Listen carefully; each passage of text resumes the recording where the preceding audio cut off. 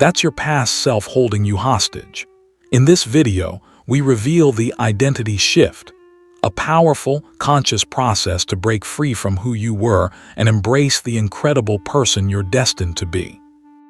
Most people believe they are stuck because they lack motivation, discipline, or clarity. But the truth is far less visible and far more powerful.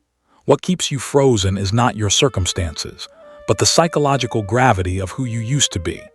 Your past self quietly exerts influence over your present, shaping decisions, reactions, and limits long after the original experiences have ended. This is why change often feels exhausting before it even begins. You are not just moving forward, you are pulling against an identity that resists being replaced. At the core of this resistance is the brain's preference for familiarity. The mind is not designed to prioritize growth, it is designed to prioritize survival. And survival, psychologically speaking, means predictability. Old habits, even harmful ones, offer certainty. They are known territory. The brain recognizes the patterns, the emotional outcomes, and the risks involved. Change, on the other hand, represents uncertainty. It threatens the internal map your nervous system relies on to feel safe. This is why you can want transformation and still feel inexplicably pulled backward. It is not weakness, it is conditioning. This leads to what can be called the comfort zone illusion. Contrary to popular belief, the comfort zone is not comfortable. It is simply familiar. Many people live inside routines that cause stress, dissatisfaction, or quiet misery, yet still feel safer than the unknown alternative. Familiar discomfort becomes predictable discomfort. You know how it ends. You know how much pain to expect. Growth, by contrast, offers no such guarantees. The mind asks an unspoken question. What if this fails too? And so it chooses the suffering it already understands over the risk of a new identity it cannot yet imagine. Layered beneath habits and routines is something even heavier: psychological baggage. Every past failure, every disappointment, every success, and every label you have ever accepted leaves an imprint. These experiences quietly shape self-narratives. I'm not the type who finishes things. I always mess this up. This is as far as I go. Even positive past identities can become cages. A former version of you that once worked may now be outdated, but the mind clings to it because it once brought validation or safety. What once protected you can later restrict you. Much of this influence operates unconsciously. You may believe you are making rational choices, but often you are simply defending an old story about who you are allowed to be. The mind uses past evidence to predict future outcomes, even when the conditions have changed. This is why opportunities can feel threatening instead of exciting. They challenge the internal logic your identity is built upon. To grow, something familiar must dissolve, and the ego resists dissolution above all else. Understanding these invisible walls is the first real step toward transformation. You cannot dismantle what you refuse to see. Change does not begin with forcing new behaviors, but with recognizing the psychological structures that keep old ones in place. Once you see that resistance is not proof you are incapable, but proof that your identity is being questioned, you gain leverage. The past self loses its grip not when it is fought, but when it is understood. Transformation begins the moment you realize that the walls around you were built by memory, not reality. And what was built can be unbuilt. Most people imagine their future self as a distant dream, a better version of who they are now, floating somewhere ahead in time. They attach vague adjectives to it: more confident, more successful, more disciplined. But vagueness is the enemy of transformation. The brain cannot move toward an undefined target. Without precision, the future self remains fantasy, not identity. True change begins when you stop wishing and start designing. Defining your future self is not about motivation or positive thinking. It is an act of psychological engineering. Instead of asking what you want, the more powerful question is, who would I have to become for these outcomes to be inevitable? This reframes transformation away from goals and toward identity. Goals can be postponed, negotiated, or abandoned. Identity, once adopted, quietly dictates behavior. When your self-image changes, Your actions follow without constant effort. Precision matters because the mind responds to clarity. A clearly defined identity gives the brain a stable reference point for decision-making. This is where the principle of as-if becomes critical. Acting as if you are already your future self is not pretending, it is rehearsal. The brain does not strictle. Why differentiate between imagined states and lived behavior when those behaviors are repeated consistently? Each time you act in alignment with a future identity, neural pathways associated with that identity strengthen. Over time, the behavior stops feeling forced. What once felt like discipline begins to feel natural. This is how personality itself is reshaped, through repetition, not revelation. The mistake many people make is waiting to feel like the future self before acting. But psychology works in the opposite direction. Feelings follow behavior, not the other way around. Confidence, discipline, and clarity are not prerequisites for action. They are consequences of it.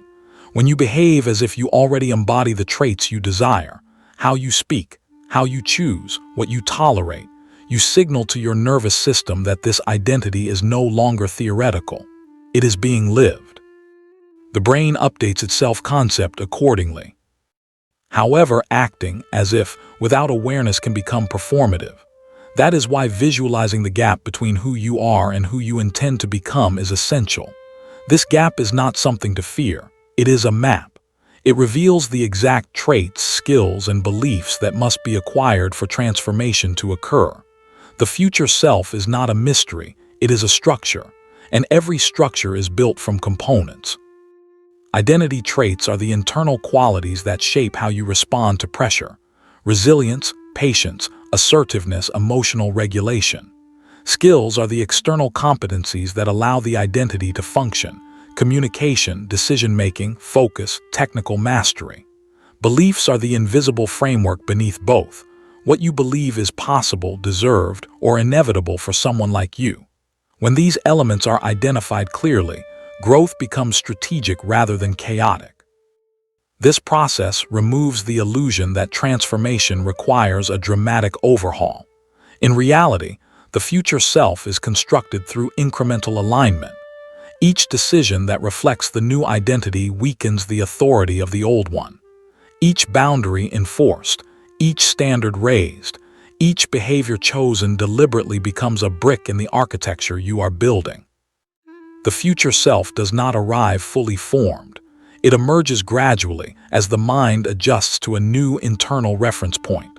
When behavior, belief, and self-image begin to align, transformation stops feeling like effort and starts feeling like inevitability. You are no longer chasing who you want to be. You are becoming them, by design. Identity is often treated as something fixed, an unchangeable core that determines behavior.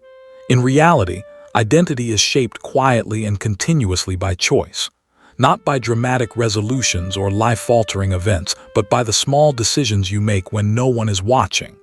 Each choice, however minor it seems, casts a vote for the kind of person you are becoming.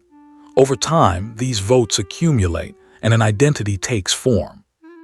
This is the power of micro-decisions. A single choice rarely feels significant on its own. Skipping a difficult task once does not define you. Choosing discipline one day does not transform you. But consistency changes the equation. When similar choices are repeated, they compound. The brain begins to recognize patterns, and patterns become self-concept. You are not becoming your future self all at once. You are reinforcing or reshaping your identity incrementally, one decision at a time. Psychologically, this works because the mind is evidence-based. It does not respond to intentions, it responds to proof. Every action you take is stored as data about who you are. When your behavior repeatedly aligns with a certain trait, resilience, avoidance, discipline, passivity, the brain updates its internal narrative accordingly. This is how small, seemingly insignificant actions create macro shifts. Identity is not declared, it is demonstrated. Most days present what can be called a fork in the road moment. These are brief, often unnoticed points where you default to familiar patterns or choose a new response. The moment you hit snooze instead of getting up. the moment you avoid a difficult conversation, the moment you reach for distraction instead of focus. These are not neutral moments. They are identity-shaping decisions. The challenge is that the default option feels automatic because it is wired into habit. Conscious choice requires awareness, catching yourself in the moment before the old pattern executes. Recognizing these forks is a skill. It begins with slowing down just enough to observe your impulses without immediately acting on them. The question is simple but powerful. Is this the choice my past self would make, or the one my future self would make? This pause interrupts automatic behavior and restores agency. You are no longer reacting, you are selecting. To sustain this process, identity must be reinforced structurally, not just mentally. This is where identity habits come into play. Habits are often discussed in terms of productivity, but their deeper function is psychological. They create an environment where certain choices become easier and others harder. When your day is structured to support your future identity, willpower becomes less necessary. The system does the work. Identity habits are not about doing more.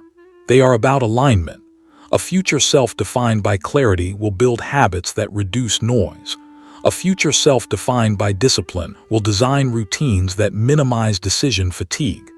A future self defined by self-respect will establish boundaries that protect time and energy. These habits act as daily confirmations of who you are becoming. Over time, the repeated act of choosing in alignment with a new identity changes how those choices feel. What once required effort becomes automatic. The brain updates its baseline. You stop feeling like someone who is trying to change and start experiencing yourself as someone who simply acts differently. This is the quiet moment where transformation solidifies, not when motivation peaks, but when the new identity feels normal. Conscious choice is not about perfection. It is about direction. Every day offers dozens of opportunities to sculpt your identity, whether you notice them or not. When you begin choosing deliberately, those small decisions stop being random. They become intentional strokes shaping the person you are becoming, one choice at a time. Transformation is often framed as an act of addition. New habits, new goals, new versions of yourself layered on top of the old. In reality, meaningful change begins with subtraction. Before a new identity can stabilize, the old one must loosen its grip. This is the part of self-transformation that is rarely discussed because it involves loss. And loss, even when necessary, carries grief. Mourning the past self is not weakness. It is honesty. Every identity you have lived served a purpose at some point. It protected you, helped you survive, or earned you acceptance in a particular environment. Letting go of that version means acknowledging that what once worked no longer does. This realization can produce sadness, confusion, and even fear. The mind resists because the old self feels familiar and safe, even if it is limiting. Grief arises not because the past self was ideal, but because it was known. Many people bypass this mourning phase, rushing toward reinvention without honoring what is being left behind. When grief is ignored, it resurfaces as self-sabotage. The old identity clings on, seeking recognition. Allowing yourself to consciously acknowledge the end of a chapter gives the nervous system closure. It tells the mind that the transition is intentional, not accidental. Only then can the old self release its hold without fighting back. A significant part of this process involves detaching from old labels. Labels are powerful because they compress complex histories into simple definitions. The responsible one, the failure, the quiet one, the strong one. Over time, these labels become psychological boundaries. They shape what you believe is allowed or possible for someone like you. Many of these labels were never chosen consciously. They were assigned by family, culture, circumstance, or past outcomes. Yet they continue to dictate behavior long after their context has expired. Detachment does not mean denying your history. It means refusing to let it define your future. When you notice yourself making decisions to protect an old label, seeking approval, avoiding risk, maintaining appearances, you are seeing the identity at work. Awareness weakens its authority. The more you recognize a label as a story rather than a truth, the less power it holds. Identity begins to feel flexible again. At a certain point, letting go requires more than insight. It requires commitment. This is where the idea of burning the bridges becomes necessary. Commitment devices are deliberate choices that make reverting to your old self more difficult. They remove easy escape routes. This might involve changing your environment, altering routines, or making public commitments that increase accountability. The goal is not punishment, it is alignment. Psychologically, humans are highly sensitive to friction. When old patterns remain easily accessible, the brain defaults to them under stress. Burning bridges increases the cost of regression. It forces adaptation. This can feel uncomfortable, even harsh, but it accelerates identity change by narrowing options. When the old self is no longer convenient, the new self has room to emerge. Letting go is not about erasing who you were. It is about releasing the obligation to remain them. As the old identity dissolves, space opens for something more aligned to take its place. This process is not instant. It unfolds gradually through grief, detachment, and commitment. But on the other side of that dismantling is clarity, a lighter sense of self no longer bound by roles that have expired. Transformation demands courage not only to build, but to release. When you allow the old to fall away, you are not losing yourself. You are making room for who you are meant to become. There comes a moment in every genuine transformation when the focus shifts. No longer are you fighting the past or constructing a future identity in pieces. Instead, you recognize something deeper and more liberating. You are not a character trapped in a story written long ago.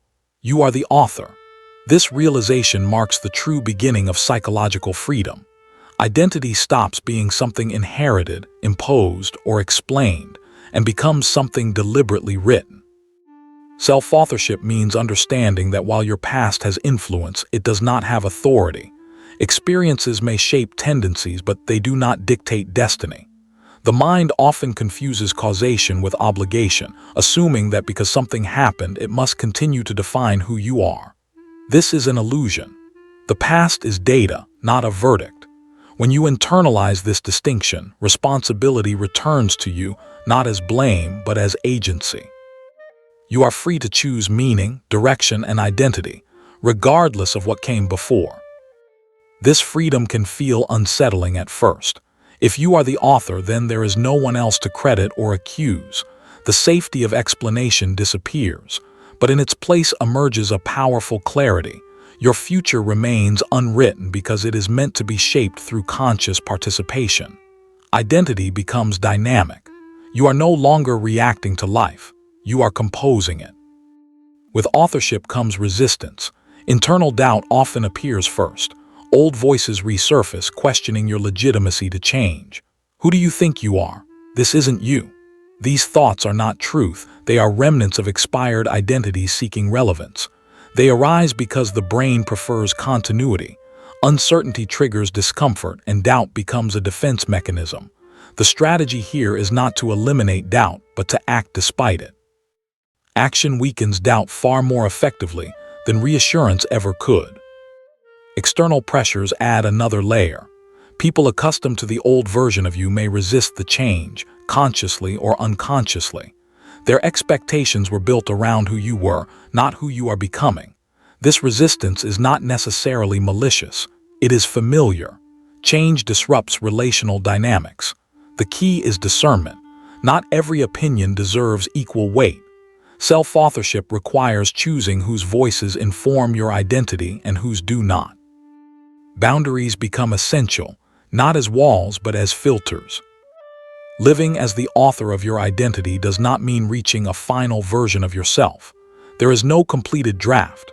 Identity refinement is continuous, and that is its strength. Each phase of life introduces new challenges, values, and insights. What once defined you may no longer fit, and that is not failure but evolution. The mistake is clinging to old chapters out of fear of the blank page. When you embrace ongoing evolution, identity becomes flexible rather than fragile. You learn to revise beliefs, update behaviors, and realign values without experiencing it as loss. Growth stops feeling like betrayal of the self and starts feeling like loyalty to your highest understanding. You are no longer chasing a fixed ideal. You are responding intelligently to who you are becoming. Self-authorship is not a single decision, but a daily stance. Each choice you make either reinforces unconscious repetition or conscious creation. Over time, this stance builds a quiet confidence. You trust yourself not because you know exactly where you are going, but because you know you will respond intentionally as the path unfolds. Your future remains unwritten not because it is uncertain, but because it is yours to write. When you accept authorship, life stops happening to you and starts happening through you. And in that shift, transformation becomes not an endpoint but a way of living, deliberate, adaptive, and deeply your own.